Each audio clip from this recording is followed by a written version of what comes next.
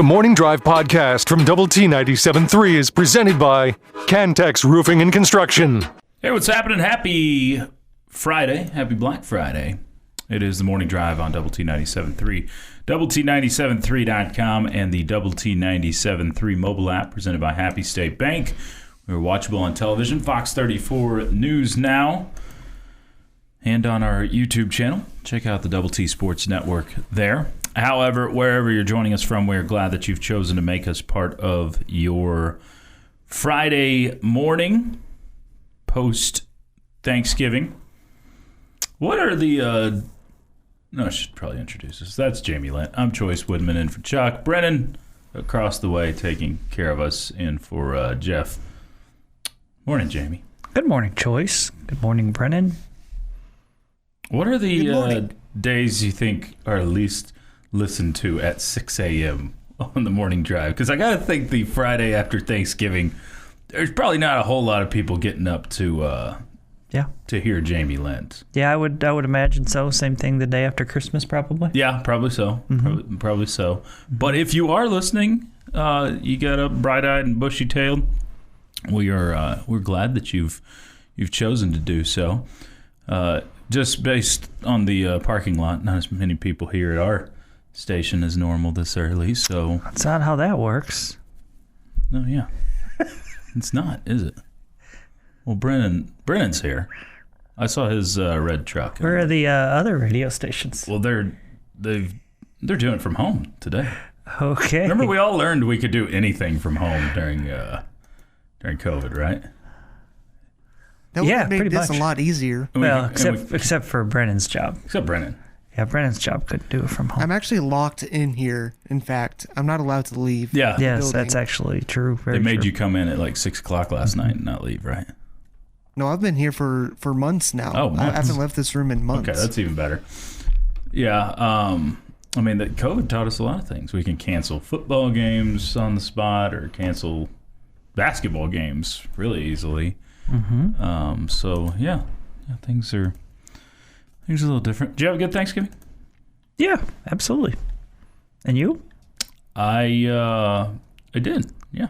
Well, good. Glad to hear it. There was food and family and football. So there you go. Yeah, lots. Did you injure yourself playing football? Oh, I meant I was watching football. We did throw it around some, but we couldn't break into the close by high school field that I thought we'd be able to. They did lock everything up. Good for them. Yesterday, so they heard you talking about going there probably on the radio, and they decided, man, better do something. Keep that guy out. I didn't try the middle school fields out, but they always keep the tennis courts open. What's up with that? I mean, they're always, you can just walk right in. I went by and the tennis court was wide open. So did you slap the fuzz a little bit? We didn't slap the fuzz because we were over there with football. If we would have brought some tennis rackets and a fuzz ball, we might have. A fuzz ball. But we did not slap the fuzz yesterday. I'm the only one in my family that enjoys playing tennis at all. That's too bad. I know. Well, there's some that want to try, but their coordination is lacking. It's not there. It's not there yet. Okay. It's not there yet. But yeah, the wife, anytime I try to get her to play tennis, she's just like, Not her thing? Not her thing. Well, she's more into the pickleball? She's not into that either. If she's not good at something, she didn't want to go for it. So, oldest son, no. Same thing. So, no slapping the fuzz yesterday. Did you? I did not yesterday. I am shocked. I did some rebounding, and that was about it. Wow. Yeah. How many shots you get up? The question is not how many I got up. Well, yeah. I want to know how many you got up. Yeah, I don't know. Probably 6 or 8. Okay. Yeah. Did you go 6 for 8? No, it's probably more like 2 for 8. Oh, well, that's what practice is for, Jamie. Mm-hmm. It's okay. So we'll get into quite a few things. It is the eve of Texas Tech's final football game of the regular season. Red Raiders will take on West Virginia. Tomorrow morning at 11 a.m. We'll have Optimum Game Day Live on site for you at 7 a.m. I just have no idea what you're going to get tomorrow. Just from the team, from the crowd, from just the whole thing just feels really odd to me. I think I have a better feel on this game than I do last week's game. I was nervous about last week, as you know. I just don't know. Is that not knowing because of the matchup, or is it because of what Texas Tech's been all season? And I think you're a little bit better team than West Virginia, plus you're playing at home. I think you should be favored and should be the team that you expect to win, but just, I mean, both teams really, the same thing, right? Mm-hmm. They both have already clinched their spot in the postseason. They both, realize that there's not much of a chance, I guess a chance, but not much of a chance to compete for, to get to the Big 12 title game, and they'll know whether or not with the Colorado-Oklahoma State game today, whether they have a shot or not. And right. And so I don't know. I wonder a little bit about who's going to be excited to be there. Do you think that's better or worse that the team and we will know whether you're in or out for sure by tomorrow morning when you're playing? I don't think it's a big deal either way. Okay. Do you think the team kind of takes the mindset of you're already out of it? Probably so. Okay. Yeah. That's what I would guess. Good. But if it was a closer situation where maybe you had one game that was the difference, and you already knew it going in, maybe that's a letdown going in. But I'm with you. I don't think it has a major impact. Just to know, if we see that sometimes, right? With baseball teams at the end of the season, when you kind of know your fate going into that final game or whatever that looks like. We'll have a pretty good idea going into tomorrow how that works. We'd love to have your thoughts, comments, score predictions. Bring them all in. Yates Flooring Center chat line, easiest route to get to us through that Double T 97.3 mobile app and at doublet97.3.com. We'll talk Red Raider football. We'll talk Cowboys. They won 2 in a row. We'll talk Jacob Rodriguez, the season he's had. It's been a good one. How about Nick Saban? Comments about the Big 12 or about Ole Miss in the Big 12. Might pick a better team next time. Get into that. It is the morning drive. We're hanging out with you all the way till 9 o'clock this morning on Double T 97.3. This is the Morning Drive Podcast from Double T 97.3, presented by Cantex Roofing and Construction. Glad to be part of your Friday. It is the Morning Drive on Double T 97.3 and Double T 97.3.com. Double T 97.3 mobile app presented by Happy State Bank and watchable on television, Fox 34 News Now. However, wherever you're joining us from, we are glad that you've chosen to make us part of your Friday. Alongside Jamie Lent, I'm Chois Woodman in for Chuck Hines. Brennan Riker across the way taking care of us. You can also hit us up. Your thoughts, comments, questions, allegations, accusations, all of it welcome on the Yates Flooring Center chat line through that Double T 97.3 mobile app. You can even listen in if you're out in Calrec Bay in the British Virgin Islands. Not the U.S. Virgin Islands, though. Okay. I wonder what's the story behind that. Calrec Bay. It's got to be a story there. Do you think people in the British Virgin Islands have the accent and then people in the U.S. Virgin Islands don't have the accent? Obviously, yeah. It's got to be the only difference. That and the ones in the British ones are like they turn their nose up at the ones that are. And the ones in the U.S. Virgin Islands are much better fighters. Probably could win a Revolutionary War. The British couldn't, but And the British one probably play their tennis on grass instead of a clay court, or actually a hard court. Hard court. Mm-hmm. What's the actual material called for the hard court? What's that? Tennis surface? I have no idea. I don't know what that's. What it's made out of. The bouncy stuff. So, Jamie, the Big 12 Conference was taking some flack the other day. I think this was Wednesday afternoon. On your favorite show, the Pat McAfee Show, Nick Saban joined Pat McAfee. I'm being sarcastic for those that don't know Jamie's take on on McAfee. But Nick Saban hopped on, and he was talking about, he's basically, what I was talking with you about on Wednesday, talking about how the SEC, when the SEC has a bunch of 2 and 3 loss teams, you celebrate it and say, what an amazing conference. It's not the same as this or that. Nick Saban put out his opinion, and he decided to use Ole Miss as a example, which probably wasn't wise. Here were his comments. But the subjective part of this that you can never fix is the conferences are not equal. They're not equal in depth of good teams, nor are they equal in the quality of the best teams.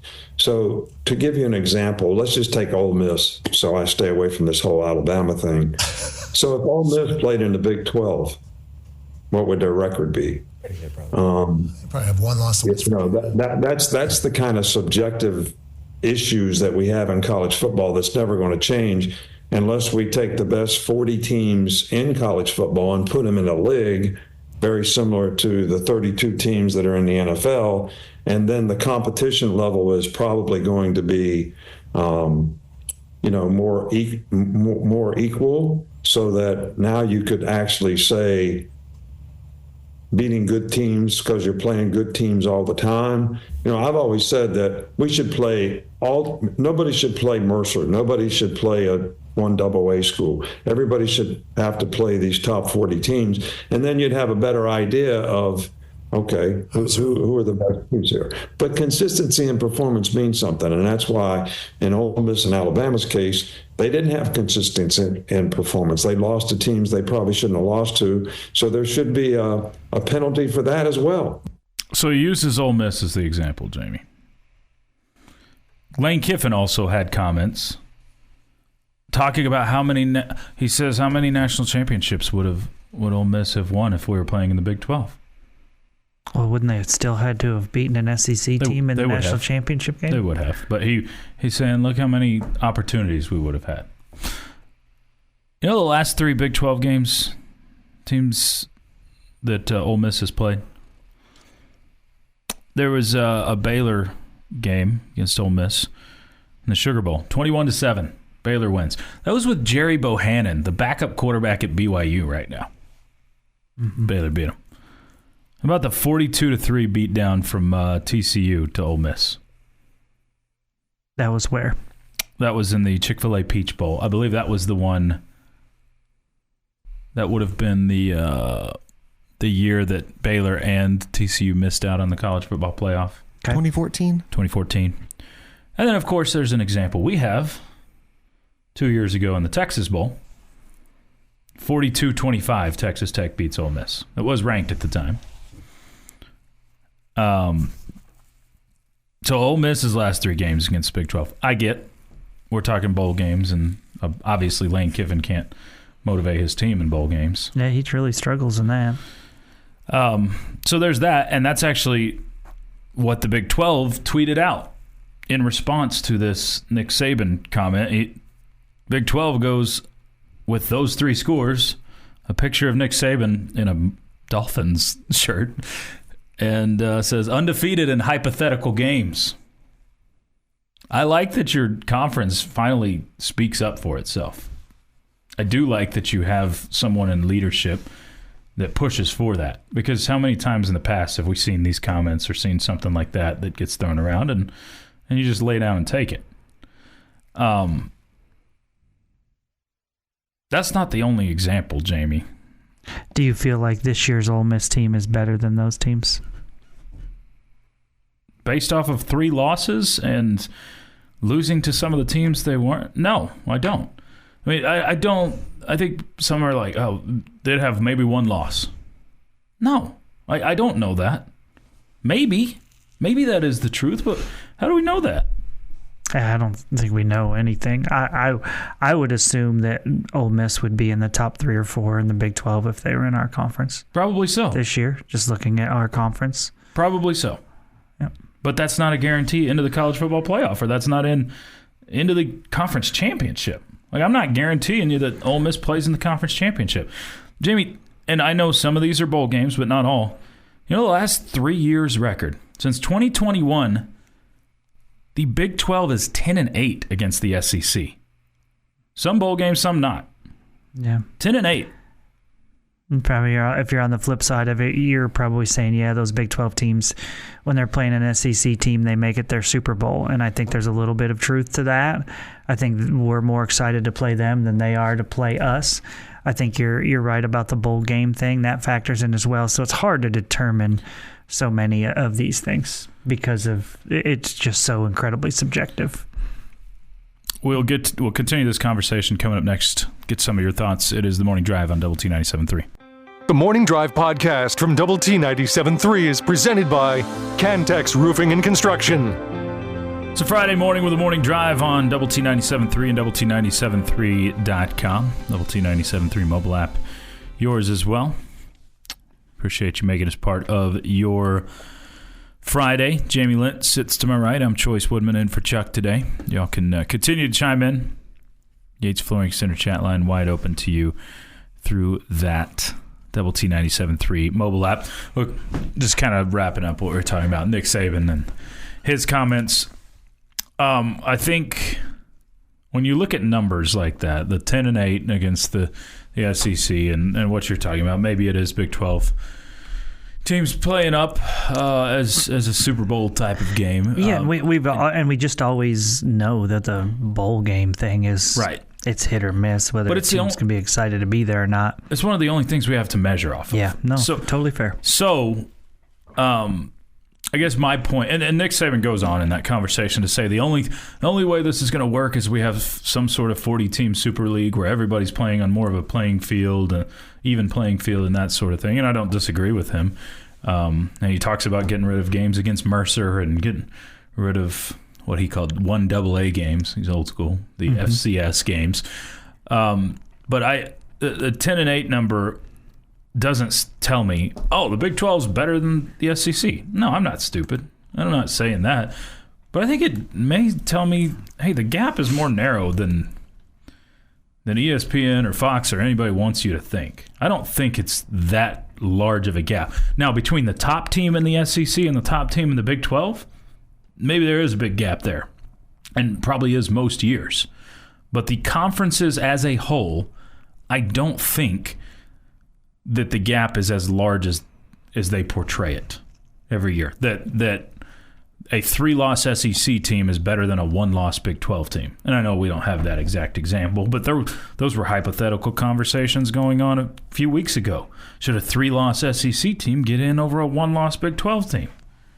And that's where I get frustrated with those kind of conversations is there such a propaganda, such a push and a narrative for the product that ESPN and others have a vested interest in. And I'm not saying Saban's just an ESPN guy because he's an SEC guy. Mm-hmm. That's where his comes from. Right. He's extremely biased because of that. Most everybody at ESPN are extremely biased because there's a monetary interest there. Just like we see with the Big Noon Kickoff show on Fox and the Big Ten. There's a big monetary interest in the Big Ten. Problem for the Big 12 is, you've got sprinkled interests in both, but you are not the cash cow for either. So no one's there to bow up for the Big 12 except for the Big 12 itself. And I think the one thing Nick Saban was right on is we won't ever know. It won't be an equal playing field until we get to some sort of league where everybody's together. Yeah. And it seems like there's more division in college football than ever.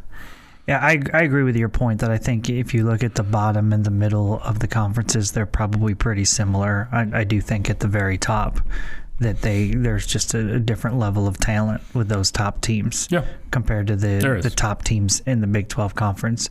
But, is a 3-loss SEC team better than a 1-loss Big 12 team? I don't think in normal years I would say yes to that. But I would say if those 3 losses were to teams, 1, 2, and 5 in the polls or something, and your loss was to an unranked team or whatever, then I go, okay, maybe that's a different deal. I don't know. This is one of those subjects that's never going to change. And like Saban saying, unless they're all in one conference.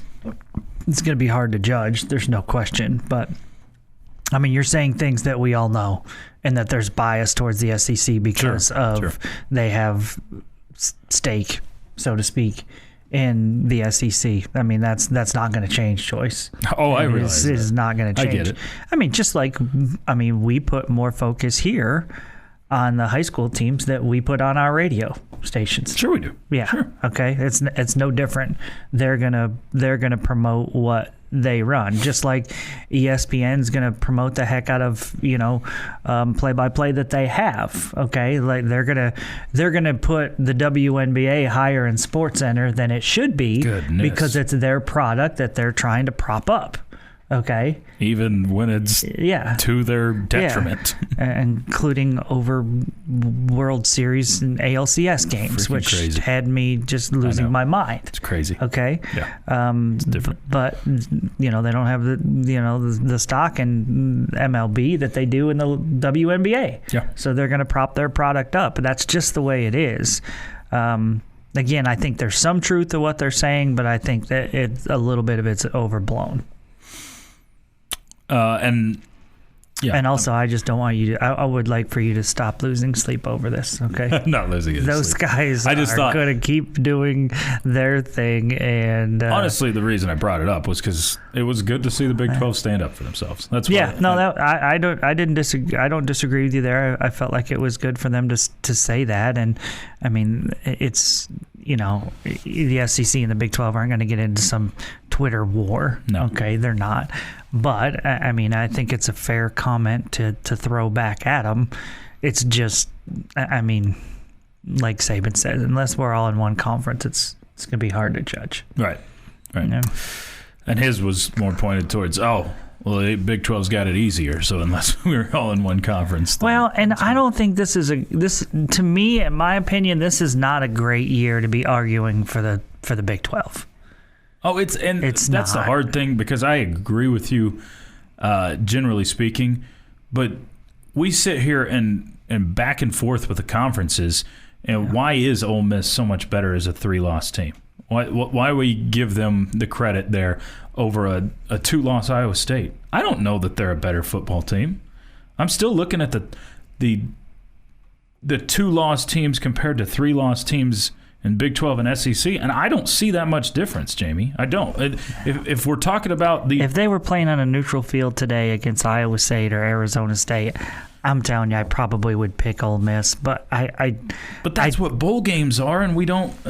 And how many times have we seen these SEC teams lose? But I feel it's a toss-up. I don't feel like it's a guarantee on one way or the other. So, but yeah, I get it. You don't have that top team in the league, and that diminishes your whole year. We've seen it year after year, where if you don't have that top-tier team, it hurts your product. It hurts you. Even if you have a really good league in the middle, and I do think the Big 12 is pretty darn good in the middle. When you figure there's 9 teams that are in one game from the top of the conference, you can see that you have good teams. Or you have a bunch of average teams. And that's where it's just... What's your lens you're looking through? Is it average? Is it good? But why do we always assume the SEC is good when they're a bunch of 5-3 or 6-2 teams instead of? But the Big 12, it's got to be average if they're 5-3 or 6-2. I don't know, and that's where again, if they don't play each other, if we don't have equal schedules, and we're talking about unequally yoked with Nick Saban, your team plays the 8-game conference compared to a 9-game conference. Yeah. So that's even harder to compare to. But it's an endless conversation. It is. I realize that, and I bring it up anyway. But I'm not losing sleep over it. It's good. I'm glad to hear that. Thank you. I wonder if he's telling the truth or not. But I was turning over so much. Just... He's just lying awake, staring at the ceiling. Nick Saban. Nick Saban. Gosh, no. Gosh, that guy. Nick Saban. We'll wrap up with a few of your comments on the Yates Flowing Center chat line after Jamie brings us our question of the day next on Double T 97.3. Your daily dose of sports and fun. This is the Morning Drive Podcast from Double T 97.3, presented by Cantex Roofing and Construction. It is time for Jamie's question of the day. Jamie's question of the day on Double T 97.3 is brought to you by Connecticut of West Texas. All right, Choice, I want you to pick, and you, Brennan, in our fine listening audience, I want you to pick one stat on offense and one stat on defense for the Red Raiders tomorrow that you feel are the most important stats. And don't throw out turnovers. Okay, we get that changes every game. And it's not always the turnovers aren't always a telling stat. Like, yeah, they are very impactful, especially if there's several in a game. But if it's a 0-0 game and turnovers are a 1-0, a lot of times that doesn't matter as much. So for this particular game, I think I'm going to go with, I want to say total rushing yardage, but that's too let's go with Garrett Green's rushing yards. The quarterback for West Virginia. I mean, that's my answer on defense. Yeah, he's run for 700 yards this season. He's really not that good at throwing the football. He's not. And largely, Texas Tech has been good. Maybe good, strong. You've been much better at stopping the run than you have stopping the pass this year, up until last week. Yeah, and that probably has more to do with the fact that you've been really bad stopping the pass, so it would be hard not to be better. I mean, but there's been a lot of, you look at yards per rush compared to passing. You were better there. You played Ollie Gordon last week, and you lost 2 interior defensive linemen that have been pretty solid for you this season. So I do think you're much better stopping the run. Now, can you stop a running quarterback? That's the question. We all in Lubbock, Texas seem to have PTSD when it comes to running quarterbacks, and this goes across several different eras. So Garrett Green, rushing yardage for me, and man, I feel like I've gone to this one quite a bit in the last month of the season, but I think it's been important, and I think that's yards per play on first down for Texas Tech. I feel like when your offense has been good this year, you've been able to jump out in front and set up second and third and manageable. And I think you look last week, you were excellent on first down last week. And if you want the opportunity for Taj Brooks to be able to run the football more, you need to be good on first and second down. So first down in particular, like yards per play on first down is a big one for Texas Tech. Okay. I think for me, on the defensive side, just speaking generally, I'll say tackles for losses are going to be key. I think the last time you were at home against Colorado, I don't think you had any tackle for losses, or maybe 1 or 2 outside at the of most. Sacks. I think you had 2 sacks against Sanders. Okay. On the offensive end, I would say yards per carry by Taj Brooks, because he didn't in that first half against Colorado. He did not have quite a bit. No, I mean, him in the Colorado game, most of his yardage came in the second half. Yeah, no doubt. Right, same for Oklahoma State too. Yeah, right. Okay, I'm agreeing with Choice on rushing yards for Garrett Green. I think you have to, rush lane discipline is so important with a guy like him, and kind of what Brennan was saying, you get them behind the chains. I don't think he's a terrific passing quarterback like Choice said. Yep. So I feel like if you're able to keep him, from getting outside the pocket and making things happen that way, I think you're much, much, much, much better off in that situation. So I would say that for the defensive side of the ball and the offensive side of the ball. I think third downs, and that's a bit of a boring answer because, again, that's one of those things that in every single game. But I thought you were really good on third down last week. Yeah, and it was crazy numbers on third down. Yeah, and so to be able to stay on the field and continue drives, I think your offensive game plan was really good last week. There was some stuff that you completely fooled Oklahoma State with, and I thought Baron Morton did a better job of using the entire field than maybe he had done all season long. And so I think third down efficiency on offense is huge. 14 for 22. 14 conversions in the game is nuts. No doubt. On third down last week. I'm hoping you don't have to have 22 attempts on third down this week. Mm-hmm. That would be nice if you can get a few more on first and second down. But hey, if you're going to convert that high of a percentage, then great. Yeah. Good on you. And I think, again, a lot of that goes back to what you did on first and second down, where you set up much more third and manageable situations last week. So the Garrett Green thing, this is a game you sell out to contain the run for West Virginia, because you know that's what they're going to do. They have two solid running backs, and they have a running quarterback. Outside of that, Garrett Green has thrown for 1,700 yards, 12 touchdowns, and 9 picks. 9 interceptions this year. Yeah. That's a lot. Only 12 TDs. Goodness. Yeah. 9 interceptions. So I'm going to do what you said not to do, because we're already past the question. You got to get some turnovers. I mean, you don't have to, but for a quarterback that is prone to giving the football away, throwing the football to the other team, you really need to take advantage of that. Yeah, you need to take advantage of that. And I think that's where Texas Tech can go win this football game, is if you are a team that can force those third down situations, put them behind the chains a little bit, and force Garrett Green into throwing situations. That's still the dangerous thing about a running quarterback. Even on a 3rd and 12, yeah, you can pin your ears back and go after him, and then he runs right back up the middle for. Yep. If you don't have good rush lane integrity, there's a buzzword for like some velo and stuff. Velo, yeah. Rush lane integrity, pass pros, yeah. If you can't contain Garrett Green, it's going to be a long, long day for the that gives them Texas a chance, Tech no defense. doubt. This is the Morning Drive Podcast from Double T 97.3, presented by Cantex Roofing and Construction. Thanks so much for making us part of your Friday. It is the Morning Drive Black Friday edition here on Double T 97.3 and Double T 97.3.com. Chois, Woodman, Jamie Lent, Brennan Riker, yours for about 45 more minutes in the program. Y'all continue to hit us up if you'd like. Yates Flooring Center chat line, easiest route for you.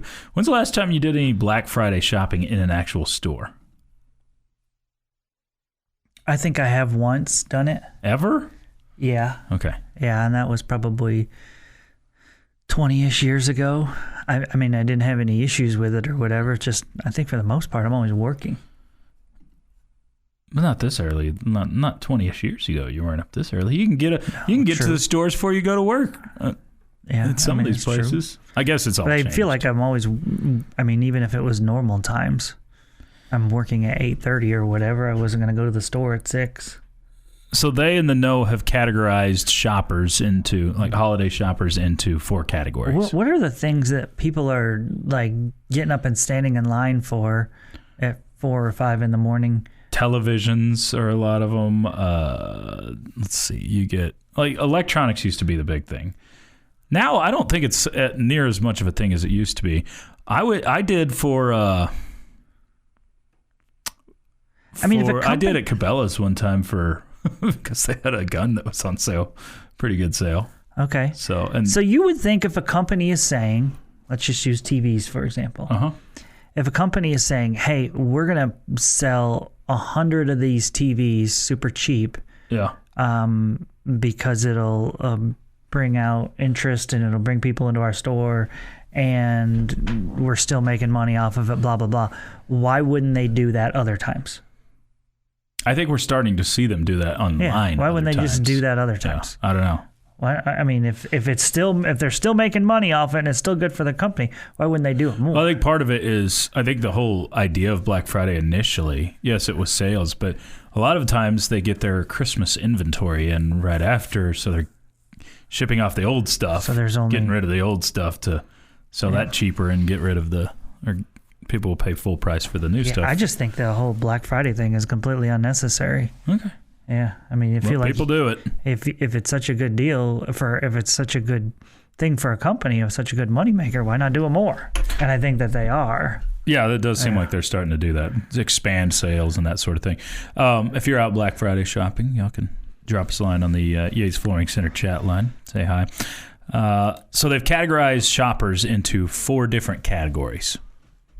There are the bargain hunters.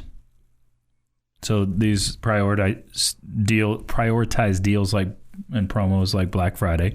There's the early birds. People who finish all their Christmas shopping about a month in advance or more. Okay.